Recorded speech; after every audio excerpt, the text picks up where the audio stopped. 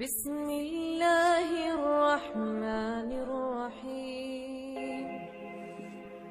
14 جولائی 1924 عیسوی بروز پیر کو شیخ طریقت اتالیق دورہ منشی سید کرامت حسین جعفری مداری علیہ رحمہ کے گھر کرامت قطب المدار کا ظہور ہوا اور سید معزز حسین کی شکل میں ایک ایسا ادیب پیدا ہوا جو آنے والے وقت میں اپنی ذہانت اور تبحر علمی کی بنیاد پر عالم علم و ادب پر آفتاب نیم روز بن کر چمکنے والا تھا۔ والد گرامی نے جس وقت نومولود کا نام رکھا ہوگا اس وقت باب اجابت کھلا ہوا ہوگا اور رب تبارک و تعالی نے نومولود کو اس میں بامسمہ بنا دیا ہوگا۔ علامہ ادیب مکن پوری بچپن ہی سے بہت ذہین علم دوست اور جذبہ تحصیل علم سے سرشار تھے۔ ابتدائی تعلیم والد گرامی ہی سے حاصل کی اور بتدریج حصول علم کا دور جاری رہا۔ بڑے بڑے بانسبت بزرگوں سے اکتساب علم و فیض کیا، اپنے دور کے عظیم معلمین سے تعلیم حاصل کی۔ چونکہ آپ حسنی حسینی سید تھے اور خون فاطمی آپ کی رگوں میں رواں دواں تھا، اس لیے فاطمی ذہانت بھی آپ کو میسر تھی۔ بچپن ہی سے شاعرانہ فکر فطری طور پر وراثت میں ملی تھی۔ آپ ہر صنف سخن پر طبع آزمائی فرماتے تھے، لیکن نعت گوئی آپ کا شعار تھا۔ آپ نے نعت میں وہ زاویے پیش کیے جو عدیم المثال ہیں، اور کیوں نہ ہو جب آل رسول نعت رسول کہے تو اس کی بات ہی نرالی ہوتی ہے۔ پھر آپ کو دربار قطب المدار سے نسبت اویسیہ بھی حاصل تھی۔ آپ اپنی زندگی کا ایک اہم واقعہ اکثر بیان فرماتے تھے۔ آپ فرماتے تھے کہ میرے پھوپھا محترم صدر المشائخ ساقی میخانہ تصوف سید الاصفیاء شیخ طریقت حضرت سید سردار علی جعفری مداری علیہ رحمت و رضوان صدر سجادہ نشین و تخت نشین خانقاہ عالیہ مداریہ کو بارگاہ مدار پاک سے بشارت ہوئی کہ ایک خاص معمول سید معزز حسین ادیب مکن پوری کو ودیعت کیجیے۔ جب بار بار بشارت ہوئی تو موصوف نے مجھے بلوایا اور ارشاد فرمایا کہ معزز حسین وضو کیجیے۔ میں نے وضو کیا، پھر آپ نے اپنا پیراہن خاص جو تخت سجادگی پر بیٹھنے کے وقت پہنتے تھے مجھ کو زیب تن کرایا اور اپنا کشادہ دامن بچھا دیا اور مجھ سے کہا کہ 2 رکعت نماز نفل ادا کیجیے۔ میں نے 2 رکعت نماز ادا کی۔ اس کے بعد آپ نے اپنے دست حق پرست پر مجھے مرید کیا اور جس معمول کی بشارت ہوئی تھی وہ معمول مجھ کو عطا کیا اور تا عمر اس کی پابندی کی نصیحت فرمائی۔ میں نے اس معمول پر پابندی کی اور سفر و حضر کسی جگہ بھی اس کو ترک نہیں کیا، اور اس معمول کی برکت سے مجھ پر راز ہائے سربستہ منکشف ہونے لگے۔ نگاہ مرد مومن سے بدل جاتی ہے تقدیر، مرد مومن سے بدل جاتی ہے تقدیر۔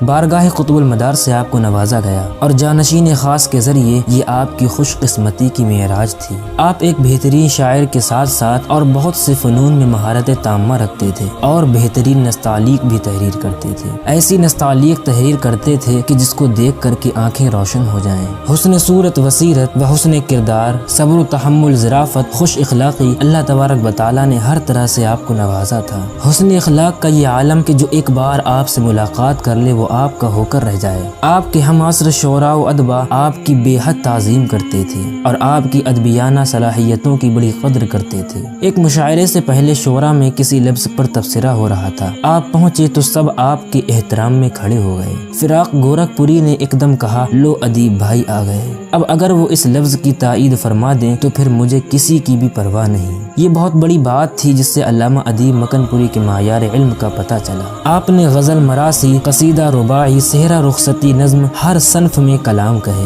لیکن نعت گوئی کو ایک عظیم عبادت سمجھ کر اس کو اپنا شعار بنا لیا اور نعت گوئی اور نعت خوانی میں اپنی مثال آپ خود بنے۔ آپ کو رب تبارک و تعالی نے بہترین مترنم آواز بھی عطا کی تھی۔ جب آپ مستی عشق رسالت میں جھوم کر نعت پڑھتے تھے تو یہ محسوس ہوتا تھا کہ فضائیں ساکت ہو کر گوش بر آواز ہیں اور ہر دل پر ایک عجیب کیفیت طاری ہو جاتی تھی۔ قاری رضی اللہ صاحب رحمۃ اللہ علیہ نے ایک بار کہا تھا، ادیب صاحب کو اللہ پاک نے صرف نعت کہنے کے لیے ہی پیدا کیا ہے۔ علامہ ادیب مکن پوری کانپور کے ایک مشاعرے میں نعت پڑھ رہے تھے اور ممبر پر اس دور کے بڑے معتبر شعراء کرام موجود تھے۔ آپ نے ایک شعر پڑھا کہ وہ عالم ہائے وہ عالم جہنم جانے والے کا، شفیع حشر کا مڑ مڑ کے رستہ دیکھتا ہوگا۔ اس کو سن کر خمار بارہ بنک بھی اشکبار ہو گئے اور بار بار اس شعر کو پڑھوایا۔ آخر میں جب پڑھ کر بیٹھ گئے پھر فرمائش کی کہ ادیب صاحب ایک بار خدا کے لیے اور یہ شعر پڑھ دیجیے، کاش یہ شعر میں نے کہا ہوتا۔ اس طرح کے بہت سے واقعات ہیں جن کو اگر پوری طرح سے بیان کیا جائے تو یہ چھوٹی سی ویڈیو طول کا دامن پکڑ لے گی، اس لیے مختصر ہی بیان کر رہا ہوں۔ جب علامہ ادیب مکن پوری رحمۃ اللہ علیہ نعت کے اشعار کہتے تھے تو آپ پر ایک عجیب کیفیت طاری ہو جاتی تھی، آنکھوں میں آنسو آہیں کراہیں اور ایسی جذباتی ادائیں ظاہر ہوتی تھیں جن کو دیکھ کر یہ محسوس ہوتا تھا کہ آپ عشق رسالت کے سمندر میں غوطہ زن ہیں۔ نمونے کے طور پر میں آپ تک کچھ اشعار پیش کرتا ہوں کہ اپنے انجام سے دل پریشان تھا، فرد عصیاں تھی روز جزا ہاتھ میں، وہ تو کہیے بڑی خیریت ہو گئی، آ گیا دامن مصطفیٰ ہاتھ میں۔ سیرت ایسی کہ اغیار کلمہ پڑھیں، صورت ایسی کہ یوسف بھی دیکھا کریں، پاؤں ایسے کہ جبریل آنکھیں ملیں، ابن مریم سے بہتر شفا ہاتھ میں۔ علامہ ادیب درد ہجر کو بیان کرتے ہوئے فرماتے ہیں کہ کیا جانے حیات دو روزہ، پھر اتنی بھی مہلت دے کہ نہ دے، ہم آج یہیں سے تجھ کو سلام اے گنبد خضرا کرتے ہیں، اے عازم طیبہ لیتا جا اشکوں کی امانت آقا تک، کیا جانے اسے ہم جیتے جی لے جا سکے یا لے جا نہ سکے۔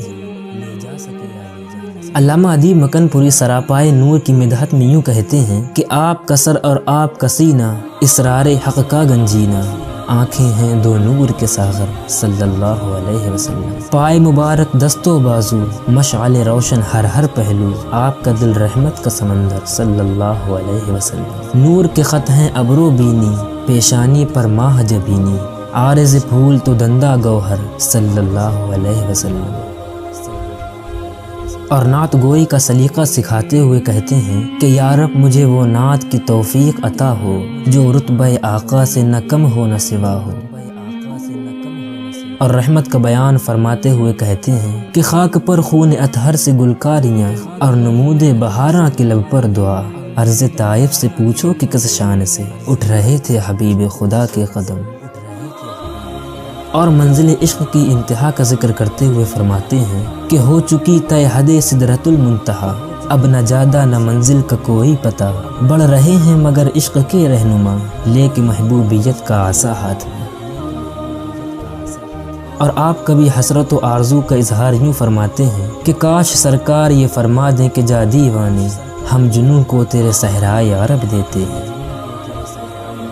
آپ نے اپنی نعتیہ شاعری کے ذریعے عشق رسالت کا ہر ہر طرح اظہار کیا اور اپنے دکھڑے آقا کو سنائے اور نعت کہنے والوں کے لیے نئے نئے رستے بنائے۔ آپ نے اس قدر کلام کہے کہ اگر سب کو اکٹھا کیا جائے تو ہزاروں کی تعداد بنے، لیکن بہت سا آپ کا کلام ضائع ہو گیا اور جو محفوظ رہا اس کو نیر اعظم کتاب میں پیش کر دیا گیا ہے کہ لوگ اس کو پڑھ کر عشق رسالت کی کیفیات سے بہرور ہوں۔ نظم کے علاوہ نثر میں بھی آپ اپنی مثال اپنے آپ تھے۔ جب دشمنان سلسلہ عالیہ مداریہ نے سلسلہ مداریہ پر حرف زنی کی تو آپ نے اپنی نثر کے ایسے ایسے جوہر دکھائے کہ بڑے بڑے علماء دنگ رہ گئے۔ آپ نے اپنی زبان اور اپنے قلم سے ہمیشہ اردو زبان و ادب کی خدمت کی اور اپنے کو خدمت خلق کے لیے وقف کر دیا۔ ایک دائرہ جو دائرۃ الادب کے نام سے ہے، اس کے آپ بانی و مبانی بھی رہے اور شاگردوں کی اصلاح کا کام بھی انجام دیتے رہے۔ ہر حال میں ادبی ماحول کو سرگرم رکھنا آپ کی عادت تھی اور اصلاح کا بھی عجیب طریقہ تھا۔ بیک وقت کئی شاگردوں کی ایک ساتھ آپ اصلاح فرماتے تھے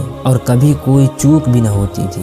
یہ خاص کرم مدار تھا جو ہمیشہ آپ پر رہا۔ آپ نے کبھی کسی کی دل آزاری نہیں کی، ہر ادا سے یہ ثابت کر دیا کہ میں حسنی اور حسینی ہوں۔ غرور اور مغرور سے بہت اجتناب آپ فرماتے تھے۔ آپ دیار قطب المدار کے درباری شاعر تھے اور آپ پر مدار پاک کا خاص فضل و کرم تھا اور اب بھی ہے۔ آپ ہندوستان کے عظیم اجلاس میں شرکت فرماتے تھے اور کوئی بھی بڑا پروگرام آپ کے بغیر ادھورا ہوتا تھا۔ ہر حال میں اپنی ذمہ داریوں کو نبھانا آپ کی عادت تھی، یہاں تک کہ بیماری کے عالم میں بھی اپنے علمی مشاغل سے آپ کبھی غافل نہیں ہوئے۔ علامہ ادیب مکن پوری رحمۃ اللہ علیہ ایک مثالی زندگی گزار کر 17 اکتوبر 1996 عیسوی بروز جمعہ اس جہان فانی سے رخصت ہو کر محبوب حقیقی سے جا ملے۔ تیری تربت پہ سایہ فگن رحمت کل کی شفقت ادیب، تجھ پہ قرباں بہار ارم مدح خوان رسالت ادیب، مدح خوان